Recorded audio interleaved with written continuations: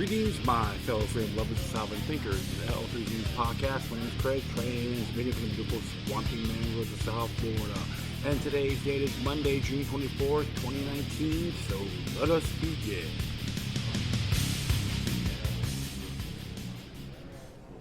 Hello, folks. Thanks for tuning in. Just hanging out, chilling.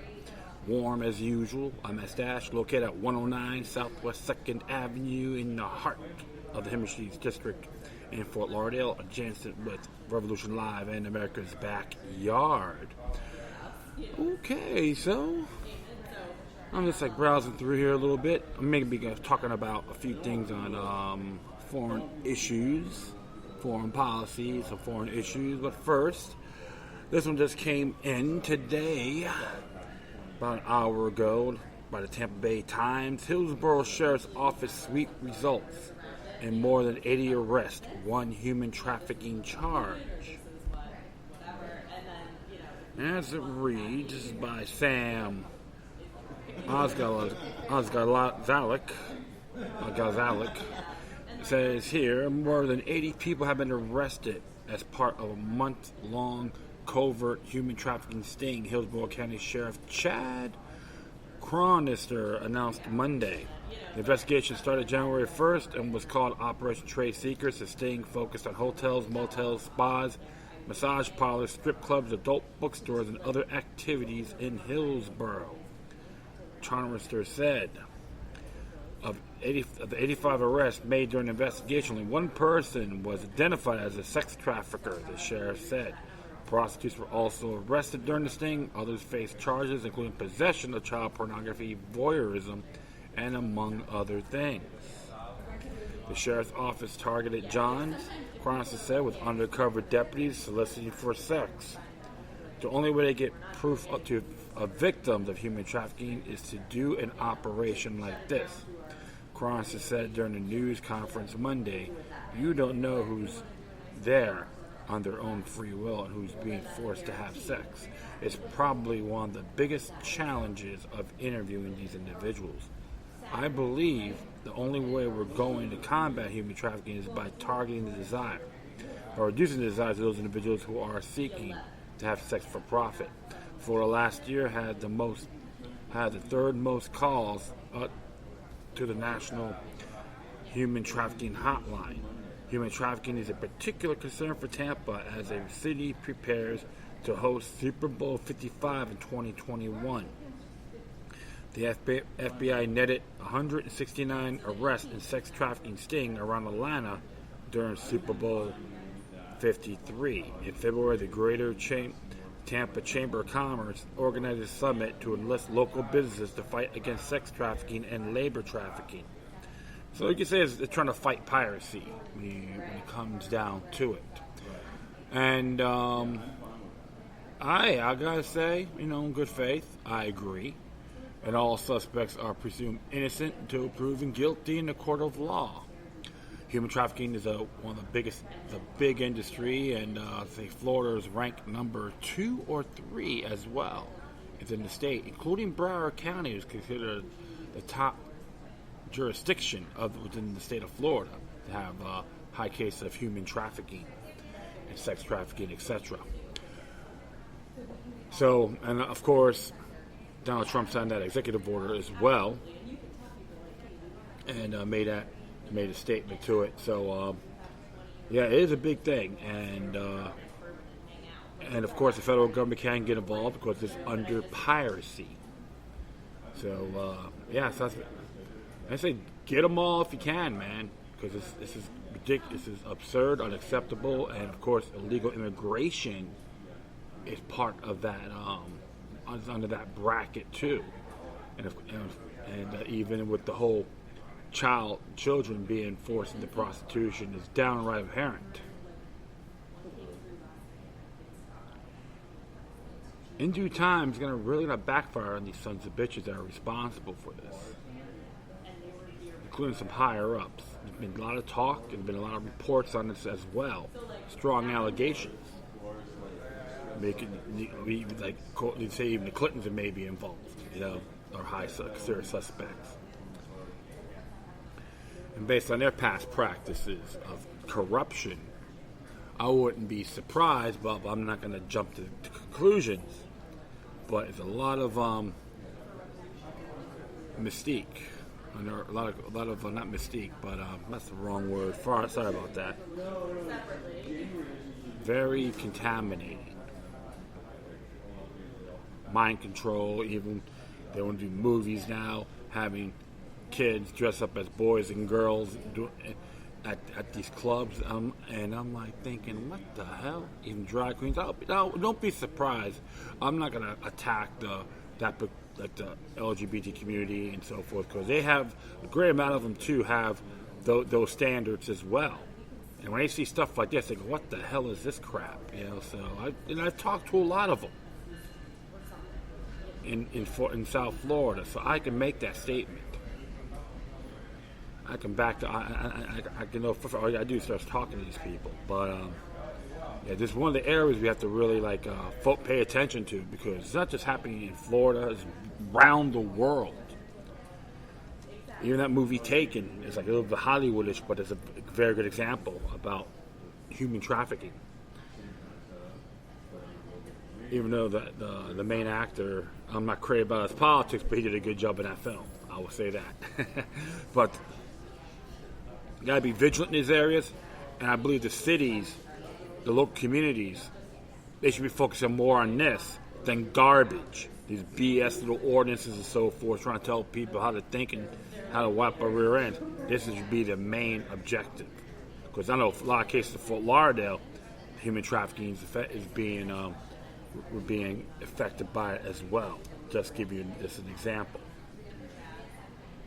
So be vigilant in these areas, my friends. Don't entrap yourselves. Yeah, I hear people in the background that take care of some business here. So let's gonna talk about that. And this mainly here a couple more pertaining to Iran and foreign policies. And this came out yesterday. This one's by strategicculture.org. And this is by Federico Pierracini. And it says here, provoking Iran could start a war and crash the entire world economy. A freelance writer. As it reads here, tensions in the Persian Gulf are reaching a point of no return. In recent weeks, 6 oil tankers have been subjected to Israeli sabotage. These guys look like Iranian attacks to induce the United States to take military action against the Islamic Republic. I like that. I like his guts already.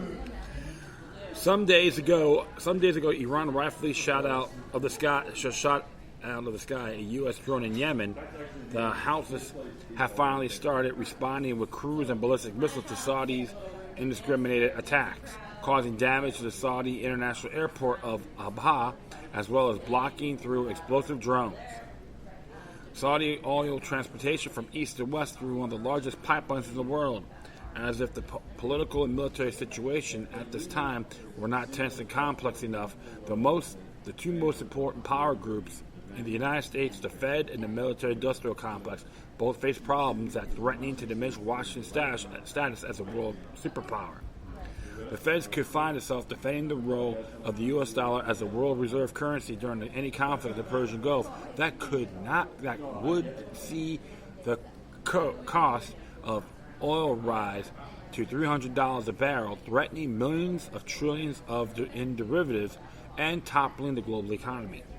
The military-industrial complex would turn and be involved in a war that it would struggle to contain and even win, destroying the United States' image of invincibility and inflicting a mortal blow on its ability to project war to the four corners of the world.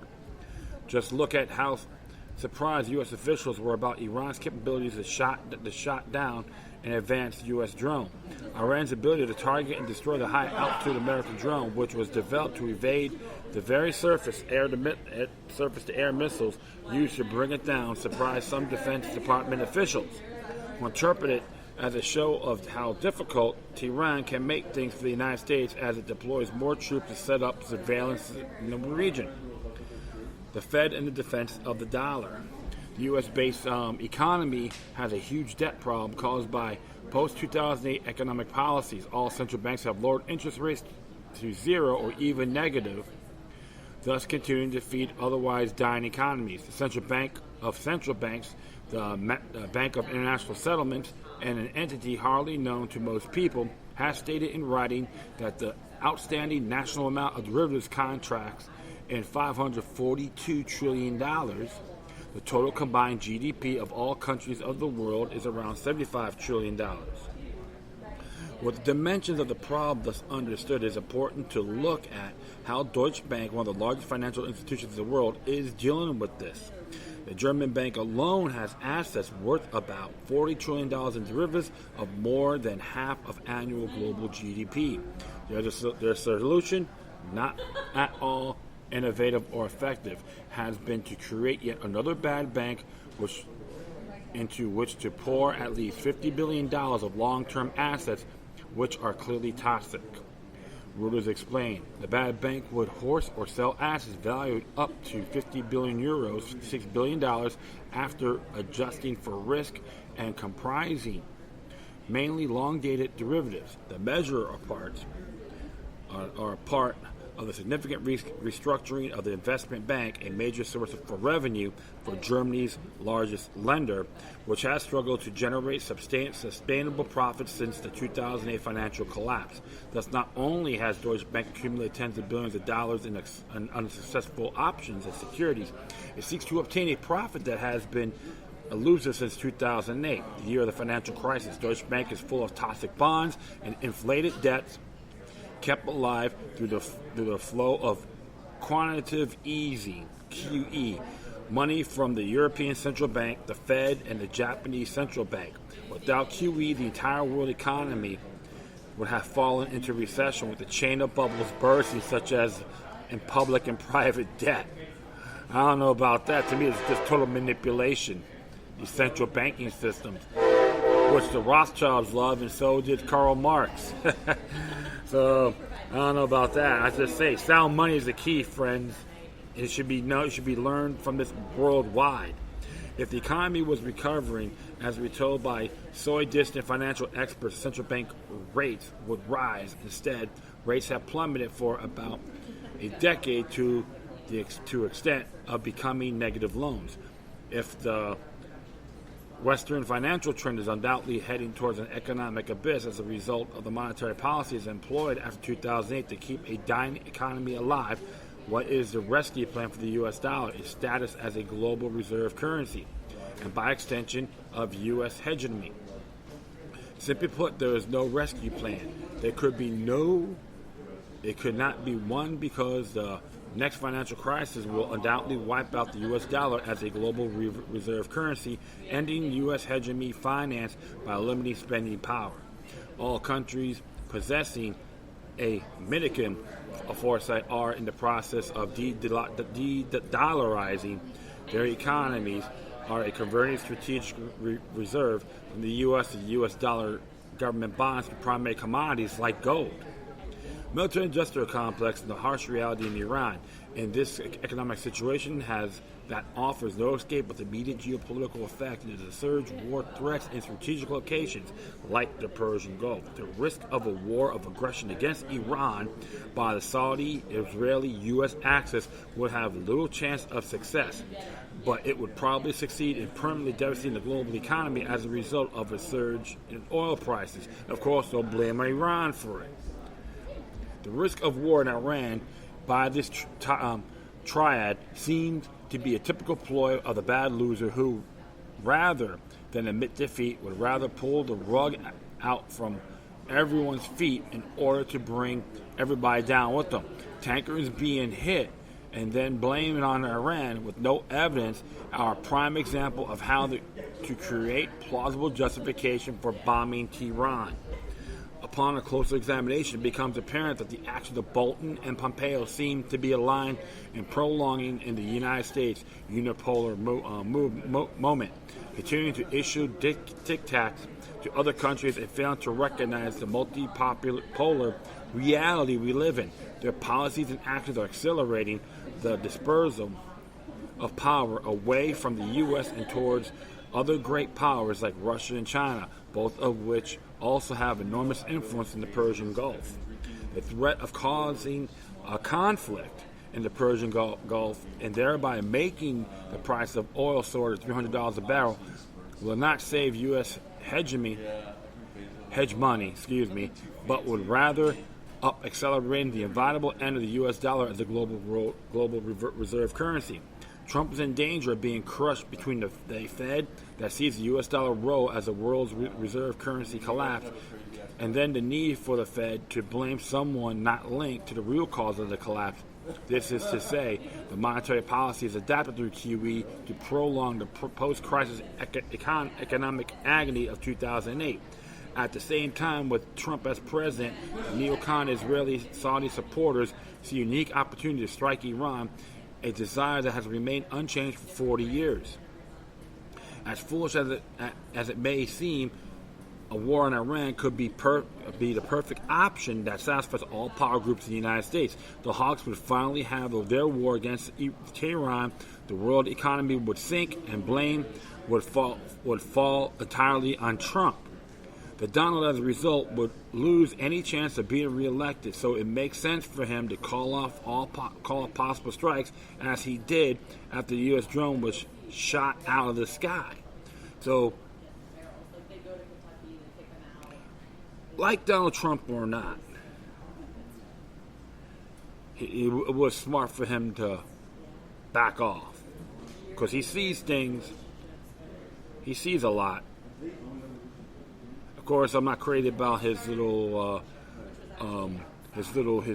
people in his cabinet, what I'm not too crazy about, and even individuals like Sheldon Adelson and so forth.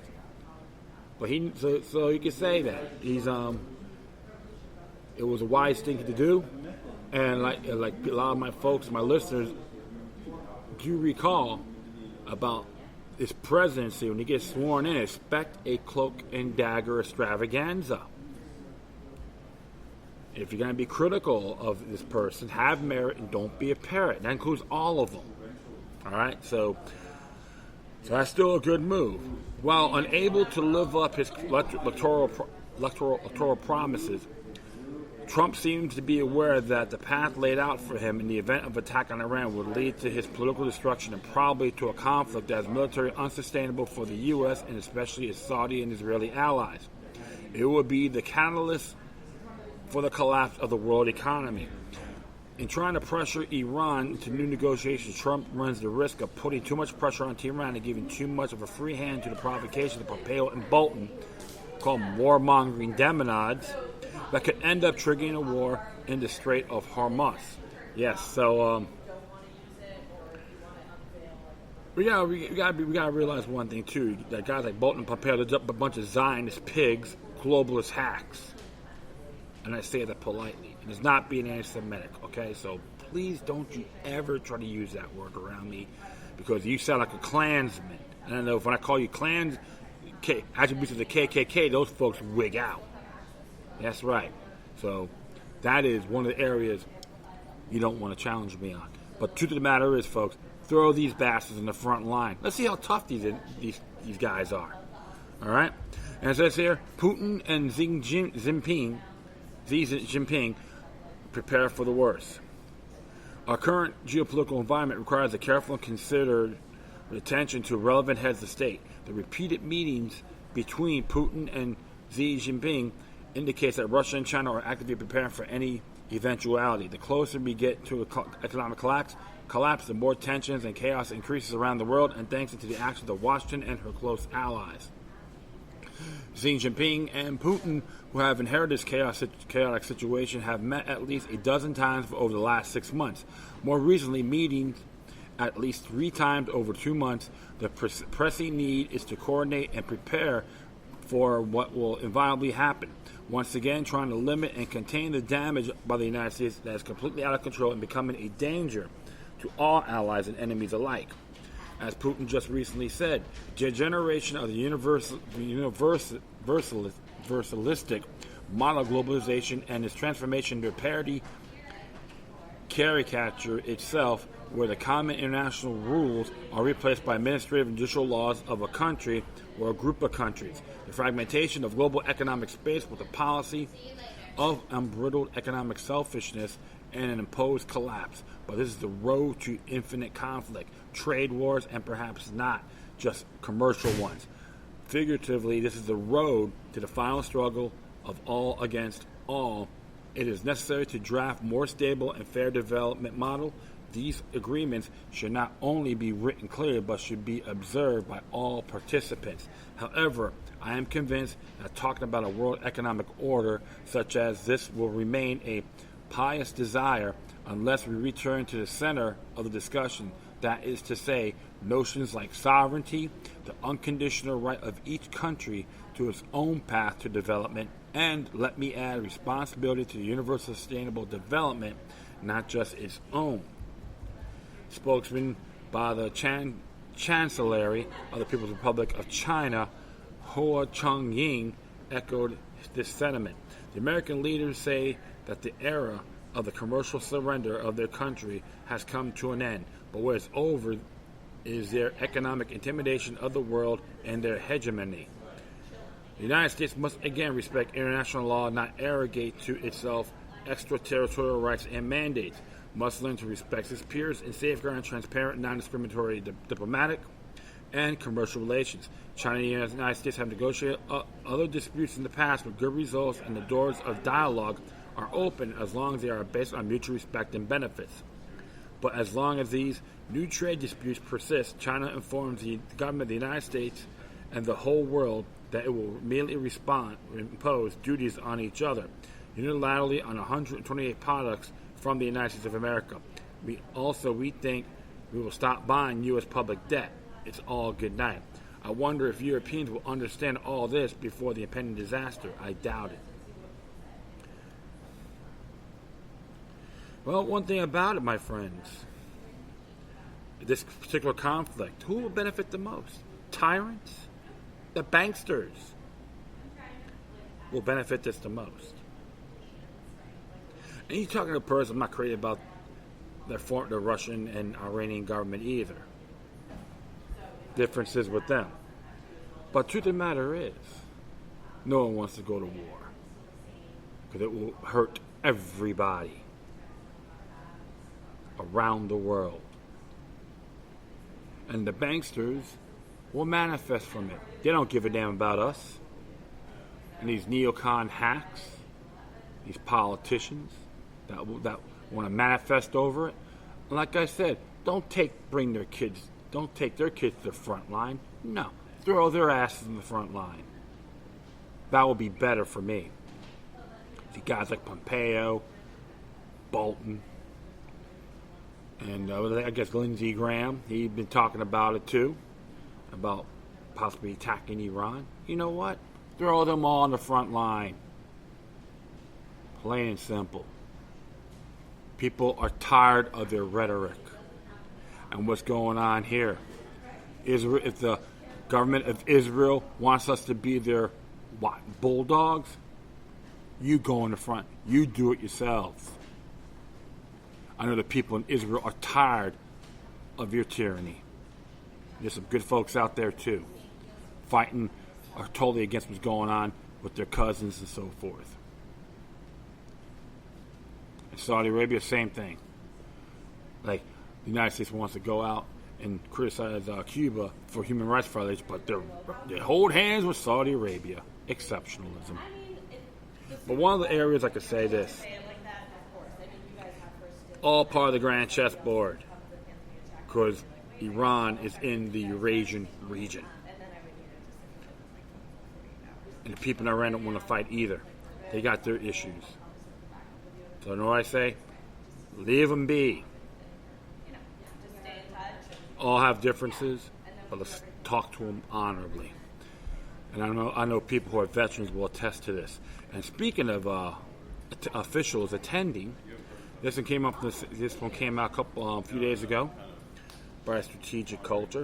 It says here, U.S. and Iran officials attend a Russian security forum, but no one's talking about it. And of course, Federico Piracini has wrote on this. So let's see what he has to say here.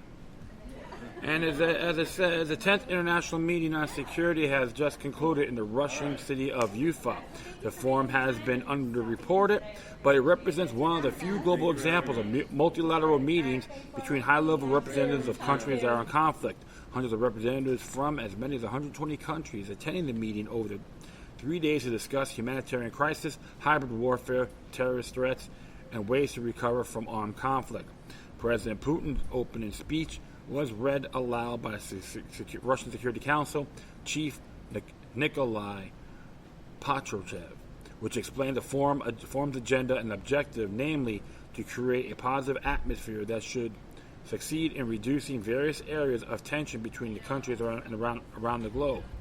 I expect the communication to be substantial and fruitful and will help achieve our common goal of creating a reliable, flexible, indivisible, and equal for all security system at the regional and global level. The U.S. exits from arms reductions treaties undermines global security.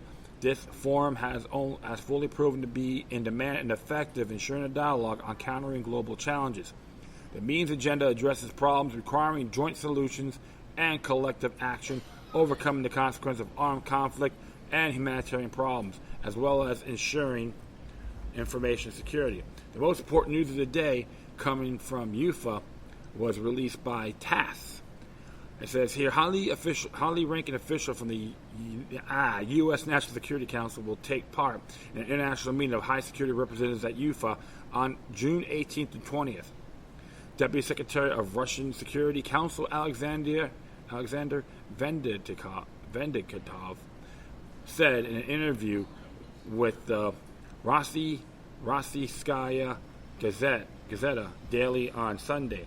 The disclosure is particularly relevant as the U.S. has not sent any representatives to attend the international security meeting in the last 4 years. This is the event where leading figures can meet and discuss ways of overcoming disagreements in spite of any current difficulties that may exist between countries, such as between Iran and the United States. The UFA Forum has drawn little attention from international press and has even been little reported or in the host countries, with only TASS putting out a couple of reports on the gathering. Lack of media exposure is probably intentional, with the lack of media spotlight allowing for diplomacy to calmly do its work without any unnecessary distractions.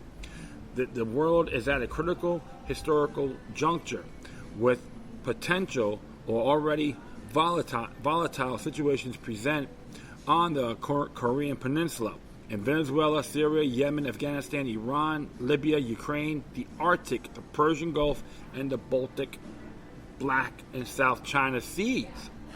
Our volatile situations can be found in the cyber and information warfare domains, as well as a competition in space. Interesting there, okay. With so many potential flashpoints, a conference to address these dangers is most welcome. The fact that 120 countries have the opportunity to talk and think about possible ways for de-escalation is a rare opportunity that should not be left to go to waste.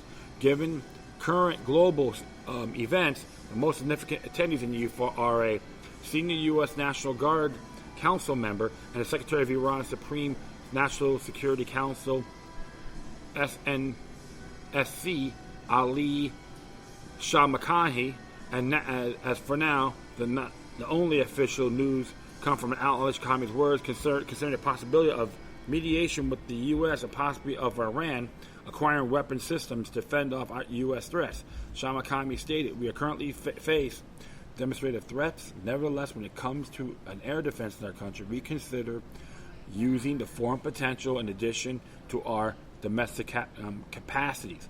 Mediation is out of the question in the current situation. The United States has unilaterally withdrawn from the JCPOA, it has flouted its obligations, and it has introduced illegal sanctions against Iran. The United States should return to the starting point and correct its own mistakes. This process needs no mediation.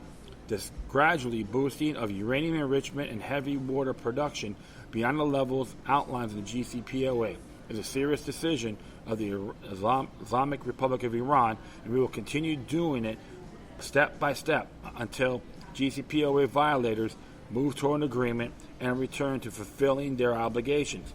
if the JCPOA participants do not comply with the deal, Iran will be reducing its commitment step by step within legal mechanisms that the JCPOA envisions.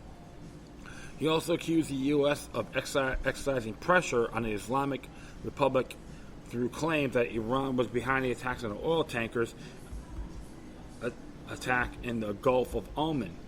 Speaking about possibility of closure of the Strait of Hormuz, he reiterated that Iran will protect its borders and repel any encroachment.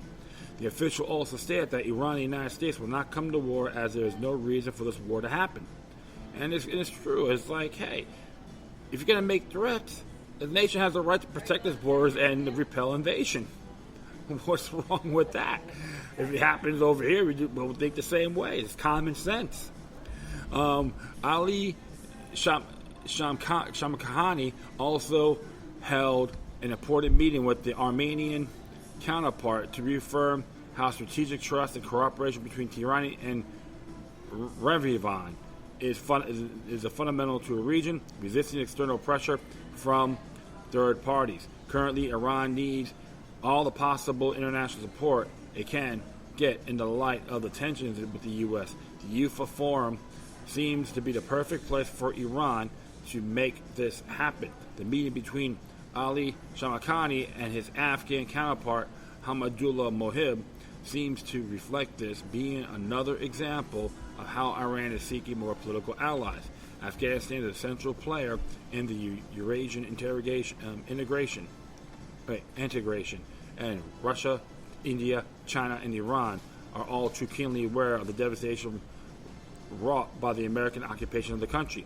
The situation in Afghanistan seems to have improved recently, with the regional powers increasingly acting independently of Russia's desire to plunge the country into a perpetual state of chaos and underdevelopment.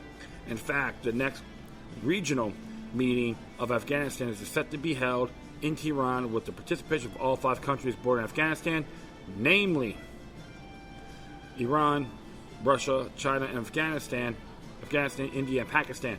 Notably, Shamkhani asked neighboring countries to interact with the opposition in Afghanistan in order to draw them to the negotiating table, thereby limiting the influence of external actors in the country. The meeting between Mohib and Shamkhani also served to reiterate how strategic cooperation between all relevant parties is a fundamental to sustaining progress, peace, and development in an area that is fundamental to the Eurasian integration.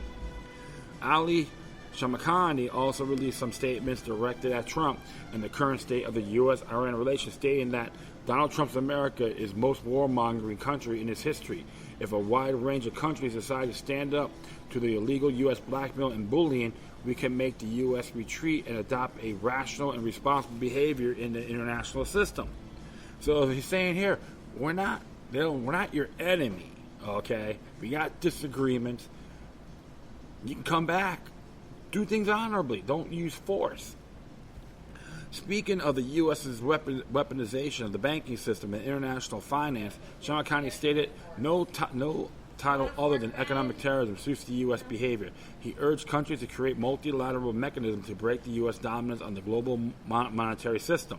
He also pointed out that the U.S. withdrawal from the 2015 Iran nuclear deal was a blow against the role of diplomacy and dialogue in solving security challenges. However, most countries, he added, were appreciative of Iran's wise behavior in giving diplomacy a chance and were dragging their feet in regard to U.S. pressure to suspend the nuclear deal. Shamkhani's words testified to the level of dissatisfaction and annoyance that Iran feels being treated is so aggressively by Washington, following years of negotiation, finally to agree on the nuclear deal, formerly known as the Joint Comprehensive Plan of Action, to the satisfaction of all parties involved. Gono Shengnakun, a senior Chinese security official who attended the conference, underlined the importance of countries increasing dialogue and cooperation and to avoid unnecessary conflicts and trade wars, pointing out reference to Washington's actions in his trade war against the People's Republic of China.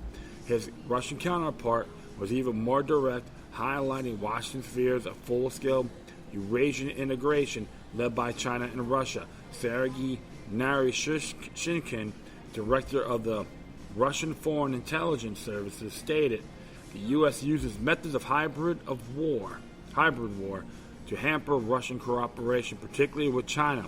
We are witnessing that.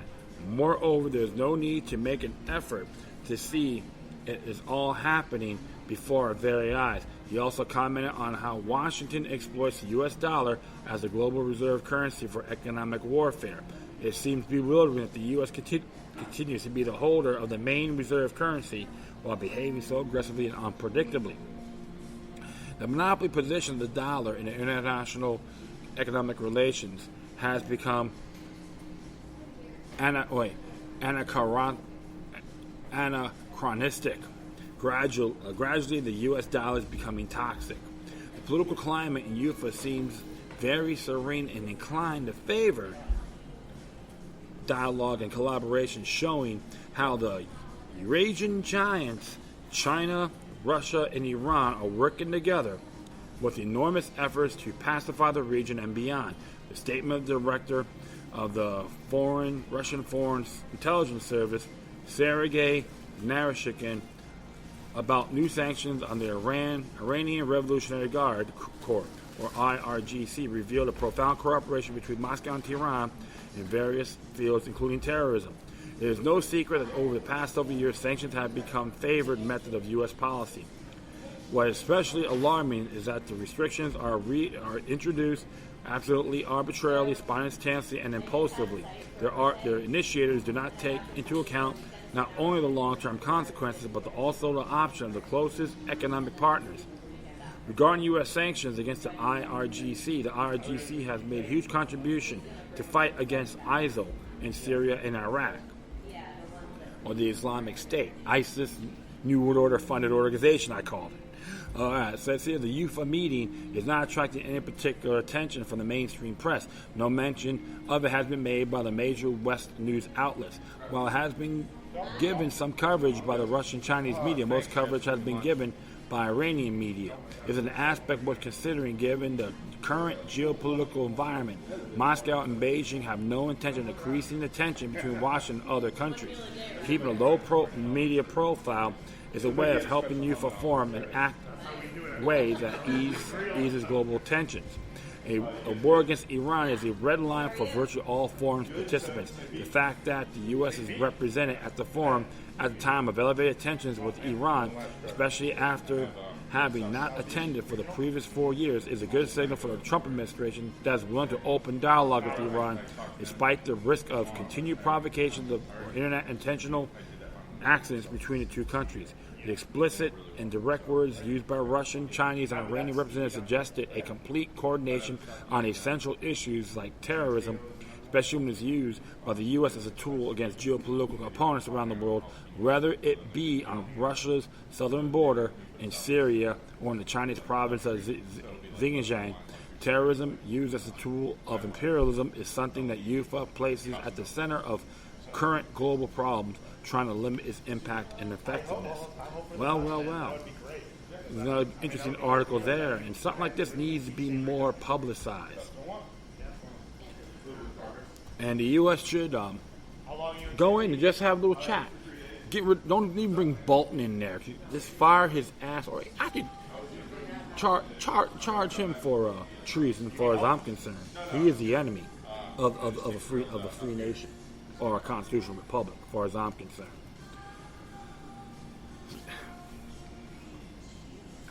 So, say doors are open, make it happen. But it's good that the U.S. some of the U.S. is getting involved, because they don't, like I said before, they don't want any conflict, they don't want any wars. Sanctions is an act of war. If you study history, it happened so many times. If you remember Pearl Harbor, the history of Pearl Harbor, a lot of us knew that it's been declassified that Franklin Roosevelt was responsible. Okay, he's responsible for having prior knowledge and let that damn thing made it happen. Plus the sanctions on Japan, oil sanctions that made So right there, it is an act of war. Period. And I've called up these clowns in Washington, D.C. and put my 2 cents in. And you know what? I gave them my number. I said, call me. But they don't. Or not even leave a message. They think I'm just some bellboy. They rather listen to their masters. When they say benefit, they go, how far, please? Exactly. They know who they are. Hey, let's stop using our tax dollars. I'm trying to take over the world. It's called extortion. Even the banksters who want us in the war, throw their asses in the front line too. That's it on this subject. But I'm glad I read these things and share it with my viewers or listeners. And we got one more here. Came out today by intelnews.org. Expert news and commentary on intelligence, espionage, spies, and spying. This one says here, no evidence Islamic State has for knowledgeable of Sri Lanka bombing officials say. This is by Joseph Fiskanakis. Joseph Fiskanakis. Yes, and he's a senior editor of this newspaper. Came out today. It says here, it is all not clear that the Islamic State and its leaders of Abu Bakr al-Baghdadi, who claim responsibility of the Sri Lanka bombings in April, had foreknowledgeable attacks, according to top officials. The militant Sunni group claimed it was behind the 9 suicide blasts that targeted Catholic churches and 5-star hotels in Sri Lanka's western and eastern coastal regions on April 21st. Looks like April 21st, huh? Sounds like the ball of fire, Baal, B-A-A-L. But I will proceed here. Near the simultaneously bombings killed 258 people and injured over 500. They are believed to constitute the bloodiest terrorist attacks in the country's history. Interestingly, many question the authenticity of the Islamic State's claim of responsibility, which came a full 2 days following the deadly blast. The group typically issues statements immediately following the attacks by its followers around the world. A 48-minute delay in the case of the Sri Lanka's bombings, therefore, was deemed uncharacteristic by some experts. Now, The Hindu, India's most circulated English language daily, has claimed that the Islamic State probably became aware of the Sri Lanka attacks after they happened. Islamic State news agency AMOC issued a statement of responsibility accompanied by a video showing the suicide bombers pledging allegiance to al-Baghdadi. I'm sorry here. But The Hindu has quoted a senior official familiar with the probe into the attacks who claimed the militant group was contacted by its followers in Sri Lanka only after the attacks made international headline news. A local Salafi jihadists communicate with the Islamic State on behalf of the National Tawhid Jamaat NTJ, the local group that carried out the bombings. The Islamic State then secured a video of the suicide bombers through a third party, said the senior official.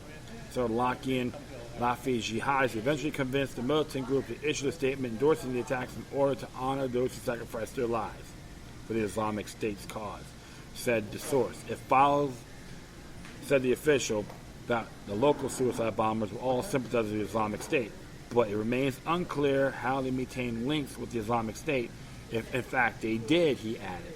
The deadly attacks continue to dominate the headlines in Sri Lanka despite the passage of more than 2 months since they occurred.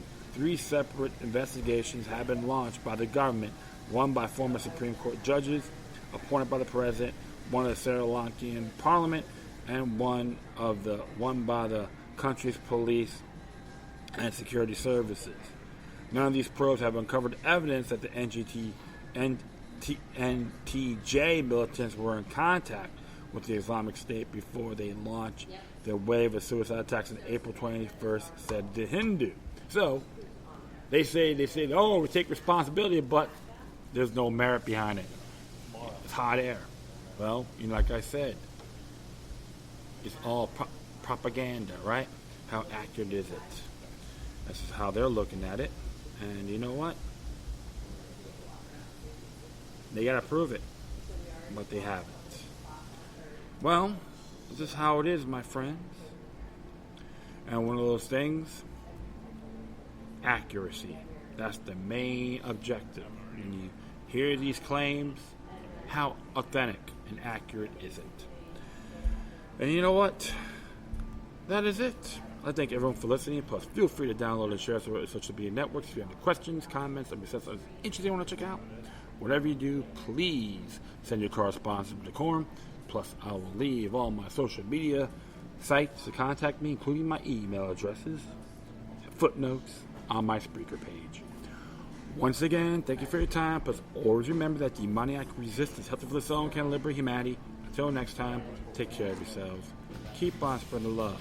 May your guardian spirits be with you.